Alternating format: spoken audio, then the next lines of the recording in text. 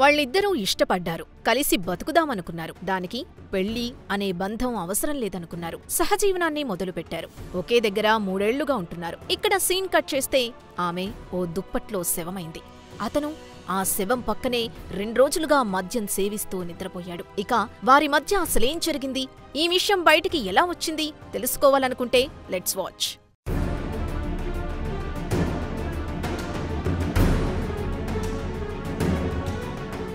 ప్రేమించుకున్న హృదయాలే ప్రాణం తీసేంత వరకు వెళుతున్నాయి. దేశవ్యాప్తంగా సంచలనం సృష్టించిన ఈ ఘటన మధ్యప్రదేశ్లో చోటు చేసుకుంది. ఇక వివరాల్లోకి వెళితే భోపాల్లోని గాయత్రీనగర్లో 32 ఏళ్ల సచిన్ రాజ్పుత్, 29 ఏళ్ల రితికా సేన్ అనే ప్రేమ జంట లివింగ్ రిలేషన్షిప్తో ఓ ఇంట్లో అద్దెకుంటోంది. కొంతకాలం పాటు ఇద్దరూ ఉద్యోగాలు చేస్తూ హాయిగా ఉన్నారు. అయితే గత కొన్ని రోజుల నుంచి రితికా మాత్రమే ఓ ప్రైవేట్ సంస్థలో ఉద్యోగం చేస్తుండగా సచిన్ ఖాళీగా ఉంటున్నాడు. ఇక్కడ్నుంచి ఈ జంటకు కష్టాలు మొదలయ్యాయి. తనకు ఉద్యోగం లేకపోవడంతో రితికా తనను పట్టించుకోవడం లేదని, ఆఫీస్లో వేరే వ్యక్తితో ఎఫ్ఐఆర్ పెట్టుకుందని సచిన్ అనుమానం పెట్టుకున్నాడు.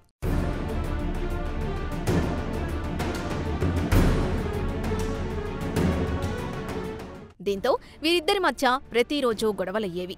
ఈ క్రమంలోనే గత నెల 27న సచిన్ రితికల మధ్య పెద్ద గొడవ జరిగింది. తీవ్ర ఆవేశానికి లోనైన సచిన్ రితికా గొంతు నులిమి చంపేశాడు. తర్వాత ఏం చేయాలో అర్థం కాక ఆమె డెడ్ బాడీని ఓ దుప్పట్లో చుట్టి బెడ్ మీద పెట్టాడు.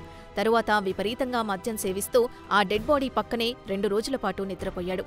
చివరికి ఆదివారం ఇంటి నుంచి బయటకొచ్చి తన ఫ్రెండ్ అనూజ్కు రితికను మర్డర్ చేసిన విషయాన్ని చెప్పాడు.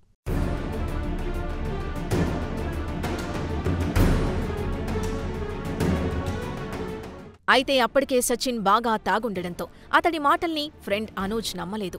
కానీ సచిన్ పదే పదే అదే మాట చెప్పడంతో అనుమానం వచ్చిన అనూజ్ ఆ విషయాన్ని పోలీసులకు చెప్పాడు.